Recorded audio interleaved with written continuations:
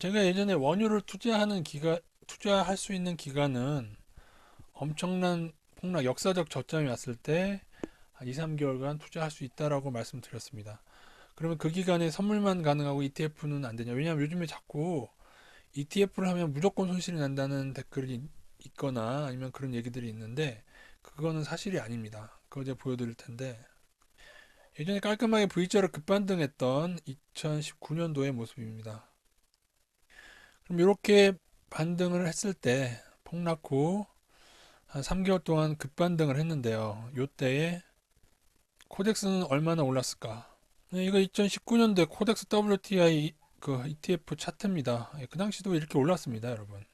이거는 실제로 모든 걸 감안하고 그 당시 콘덴 걸 다 감안하고 여기서 올랐어요. 물론 선물보다는 좀 적게 올랐어요. 제가 대충만 계산했어요. 정확지는 않는데 선물 만기 보정돼 선물을 콘덴 걸 감안한 선물 상승보다 대략 한 7, 8%가 적긴 해요.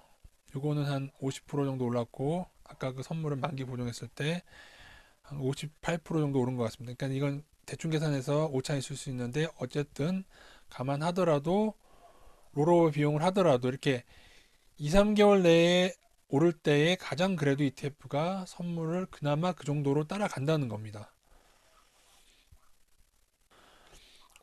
오히려 여러분 지금처럼 2016년도에서 2018년도가 2년이 넘는 기간 동안 이렇게 상승하는 거는요. 이건 그냥 선물 가격 차트거든요. 26불에서 75불까지 올랐지만은 요 기간 동안에 콘덴고를 감안한 만기를 보정하게 되면 차트가 이렇게 됩니다. 뚝 떨어지죠. 이것은 더 길게 봐서 2008년부터 2009년부터 2014년까지의 상승 이렇게 길게 봤을 때 이 상승이 이렇게 길게 늘어지게 되면요. 선물 자체도 여러분 선물 가격은 지금 33불에서 그 당시 33불에서 지금 거의 110불까지 오른 거거든요. 근데 기간이 늘어지면은 만기를 콘덴고를 감안해서 차트를 보게 되면은 어떻게 되냐 이렇게 쪼그라듭니다. 콘덴고 때문에 90불에서 한 120불 정도뿐이 오르는 그 폭분이 안 되는 거예요. 그래서 선물이던 뭐든 콘덴고가 발생했을 때는 길게 가져가면 뭐 별 실익이 없다. 그러나 이때처럼 단기간에 급상승할 때 그때 이게 보정돼서 그런데요. 보정 안 되면은 그때 147불까지 또 오른 건데요.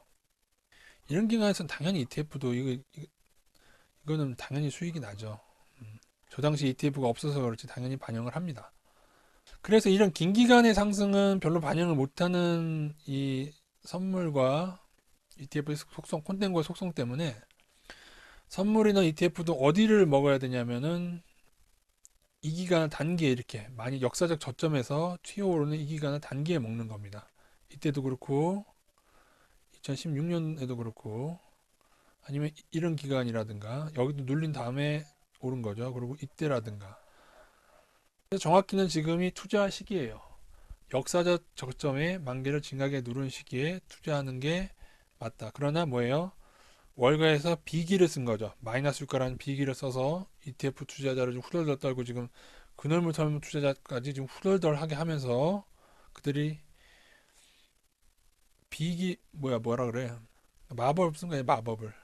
그러나 우리가 또 비기에 대한 대책을 잘 세워서 마이너스만 당하지 않게끔 우리가 조금 조심해 간다면은 콘덴거를 고려하더라도 아까처럼 코덱스처럼 이렇게 오르는 기간이 있는 게 사실입니다. 모든 기간 ETF는 손실이었다 옳지 않아요. 단지 콘덴거가 많이 벌어지면은 실제적인 가격보다 조금 덜 먹는다. 그렇기 때문에 언제를 투자해야 된다? 이게 사실은 정석적으로 지금 투자하는 게 맞아요, 여러분. 예? 제가 여러분 바보도 아니고 이런 걸 10년 넘게 지켜본 사람이 폭락 기간 이후에도 무조건 손실이 나면 제가 여러분에게 만기 전으로 접근하라고 하겠습니까? 만기 전에 눌리는 것도 말씀드리고 만기 전후에 급등락, 만기 전에도 그렇고 후에도 그래요. 원래 급등락을 하는 것도 사실은 같습니다. 단지 마이너스만 어떻게 해결되면은 해볼 만한 겁니다. 이상입니다.